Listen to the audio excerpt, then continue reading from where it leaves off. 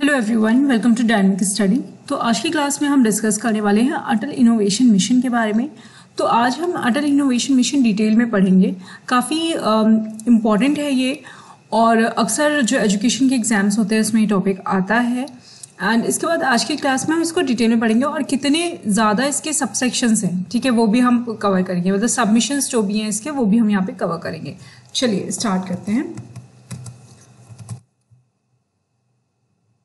Okay, तो सबसे पहले अगर हम बात करें अटल इनोवेशन मिशन की, तो ये एक फ्लैगशिप इनिशिएटिव है नीति आयोग का, ठीक है, जिसको स्टार्ट किया गया 2016 में। और इसके बाद इसका पर्पस क्या था? तो इसका पर्पस ये था कि जो हमारी कंट्री में इनोवेशन है या एंटरप्रेन्योरशिप है, उसको हम और ज़्यादा लेंथ दे सकें एंड ब्रेथ दे सकें, ठीक है, उसको और ज़्यादा प्रमोट कर सकें। जैसे हमारी कंट्रीज़ में क्या है, बहुत सारे इनोवेटर्स मिल जाएंगे, हर छोटे छोटे गांव कस्बों में इनोवेटर्स होते हैं, एंटरप्रेन्योरशिप होते हैं। तो बट क्या होता है, कहीं उनको उसका मतलब कह सकते हैं कि उनको उतनी अपॉर्चुनिटीज़ नहीं मिलती है, उन प्रतिभाओं को उतना ज़्यादा मौका नहीं दिया जाता है। तो इस तरीके की प्रतिभाओं को ढूंढना, उनको मौका देना और प्लस इस तरीके की प्रतिभा को बनाना, ये तीनों चीज़ें अटल इनोवेशन मिशन का पार्ट है, ठीक है। इसका ऑब्जेक्टिव की अगर हम बात करें तो इसकी ऑब्जेक्टिव यही है, to create and promote an ecosystem of innovation and entrepreneurship across the country at school, university, research institutions, MSMEs and industry level। अब इसमें ये भी बोला गया कि एंटरप्रेन्योरशिप जो है, ये हमें ऐसा नहीं है कि हमें सिर्फ जो ऑलरेडी एस्टेब्लिश्ड एंटरप्रेन्योर्स हैं सिर्फ उन पे फोकस करना है। हमें जो छोटे छोटे बच्चे हैं उनके अंदर भी, उनके माइंड में भी इनोवेटिवनेस एंड एंटरप्रेन्योरशिप को डेवलप करना है।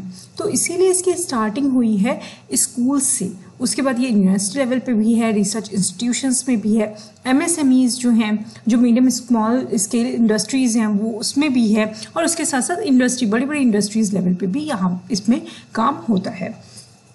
तो अब इसके अगर हम फंक्शंस की बात करें तो सबसे पहले तो एंटरप्रेन्योरशिप को इसलिए प्रमोट किया जा रहा है ताकि सेल्फ एम्प्लॉयमेंट बढ़े एंड टैलेंट यूटिलाइजेशन हो सके। मतलब अगर हमारे पास टैलेंट है तो उसका यूटिलाइजेशन बहुत ज़रूरी है, सेल्फ एम्प्लॉयमेंट बहुत ज़रूरी है। देन इनोवेशन का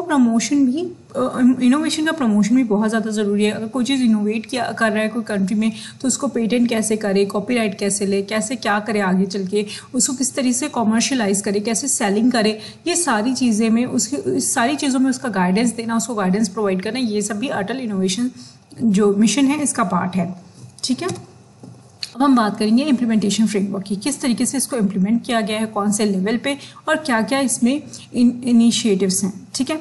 तो अगर हम इनिशिएटिव्स की बात करें तो सबसे पहला इनिशिएटिव जो है वो हमारा अटल टिंकरिंग लैब है। ये एकदम बेसिक इनिशिएटिव है, ये स्कूल्स में बेसिकली स्टार्ट किया गया है। इसमें ये कहा गया है कि हम छोटे छोटे लैब्स बनाएंगे जिनका हम नाम रखेंगे अटल टिंकरिंग लैब, जिनके थ्रू जो यंग माइंड्स हैं, जो छोटे बच्चे हैं, जो अभी यंग इंडिविजुअल्स हैं, उनके माइंड को हम और ज़्यादा डेवलप करेंगे ताकि उनका डिज़ाइन माइंडसेट हो सके, कंप्यूटेशनल थिंकिंग हो सके, अडेप्टिव लर्निंग हो सके एंड फिजिकल कंप्यूटिंग हो सके। मतलब वो अभी से इनोवेशन के बारे में सोचें, अभी से उनके अंदर क्यूरियोसिटी आए, अभी से उनके अंदर क्रिएटिविटी आए, इसीलिए ये टिंकरिंग लैब्स को सेटअप किया गया है। देन नेक्स्ट आता है आपका अटल इंक्यूबेटर्स। अटल इंक्यूबेटर्स इस तरीके के सेंटर्स होंगे जो कि हेल्प करेंगे इनोवेशन में, और उसके साथ साथ जो डायनेमिक एंटरप्रेन्योर्स हैं, जो कि ऐसा कुछ एंटरप्राइज बनाना चाहते हैं जो कि स्केलेबल है और उसके साथ साथ सस्टेनेबल है।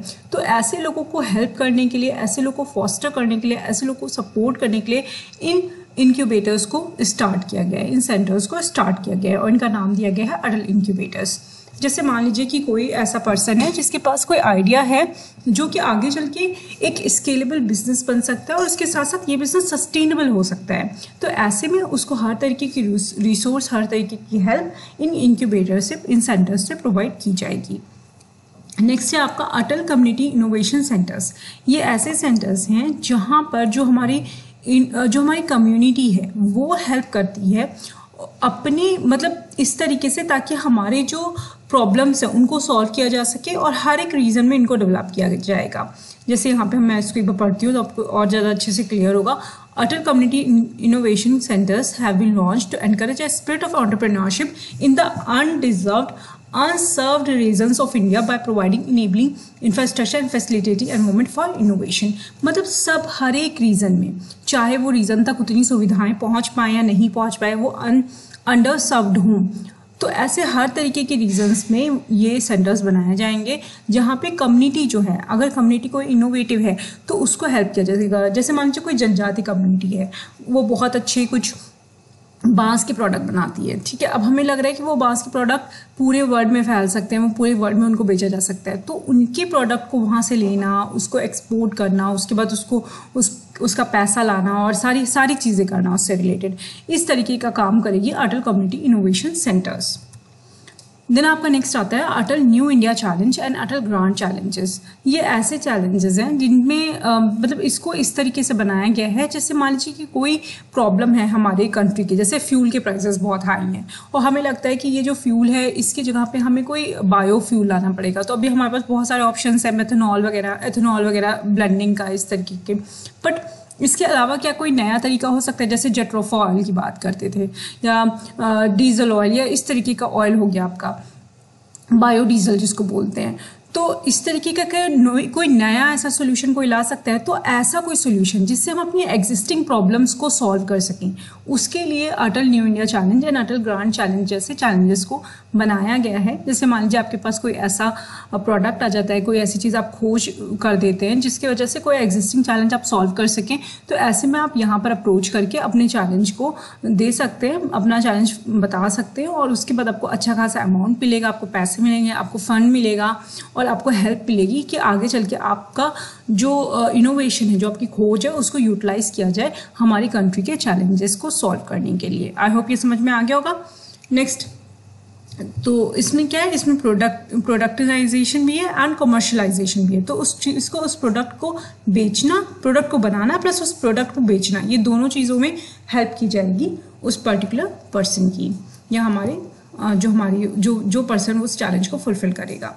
देन आपका है नेक्स्ट मेंटोर इंडिया या फिर mentor of change. Mentor India एक स्कीम है जिसमें ऐसा बोला जाता है कि कोई भी ऐसा पर्सन जिसके अंदर मतलब जो खुद पहले कभी इनोवेशन के फील्ड में बहुत अच्छा परफॉर्म कर चुका है या परफॉर्म कर रहा है और वो सोचता है कि वो वॉलंटियर करे, दूसरे लोगों को हेल्प करे, दूसरे लोगों को मेंटोर करे, तो ऐसी कंडीशन में चाहे वो इंडस्ट्री का आदमी हो, चाहे एकेडमिक हो, चाहे गवर्नमेंट का पर्सन हो, चाहे ग्लोबल कोलैबोरेशन हो, कोई भी पर्सन हो, तो वो अपने स्टूडेंट्स को वहाँ पे हेल्प कर सकता है अपनी डिज़ाइन थिंकिंग के थ्रू और अपने स्किल सेट के थ्रू। जैसे मान लीजिए मुझे लगता है मैं आउट ऑफ इंडिया हूँ, मुझे ऐसा लगता है कि मेरे पास कुछ ऐसा आइडिया जिससे मैं लोगों को हेल्प कर सकती हूँ, या कोई ऐसा पर्सन है जो कुछ कर रहा है, कुछ काम कर रहा है और मेरी जो कॉम्पिटेंसीज है वो उसके काम आ सकती हैं, तो ऐसी कंडीशन में क्या करते हैं, मैं उसकी हेल्प कर सकती हूँ बाय बिकमिंग अ मेंटोर, और ऐसे मेंटोर्स को हम मेंटोर ऑफ चेंज बोलते हैं। देन आपका नेक्स्ट आता है आत्मनिर्भर भारत अराइज अनाइक। ये आपका एक इनिशिएटिव है। ये क्या है, अराइज अनाइक जो आपका इनिशिएटिव है, ये एक नेशनल इनिशिएटिव है जिसके थ्रू रिसर्च को प्रमोट किया जाएगा, इनोवेशन को प्रमोट किया जाएगा इंडियन स्टार्टअप्स में एंड एमएसएमईज में। अब यहाँ पर आपका इंडस्ट्रीज़ की बात स्टार्ट हो गई, आपकी स्टार्टअप्स की बात स्टार्ट हो गई, एमएसएमईज में हम किस तरीके से इनोवेशन को एंड एंटरप्रेन्योरशिप को इंक्रीज कर सकते हैं, रिसर्च को इंक्रीज कर सकते हैं, तो उसी के लिए आत्मनिर्भर भारत अराइज एनिक जो आपका ये है इसको बनाया गया है। अटल न्यू इंडिया चैलेंज ये इसका फुल फॉर्म है, ठीक है, इसको ध्यान रखिएगा ये। ओके, तो ये आपका है इंडस्ट्रीज़ के लिए एंड इसके साथ साथ एमएसएमईज के लिए, मीडियम स्मॉल स्केल इंडस्ट्रीज़ होती हैं उसके लिए। तो आई होप ये टॉपिक आपको क्लियर होगा। Thank you so much, keep on watching and keep on learning.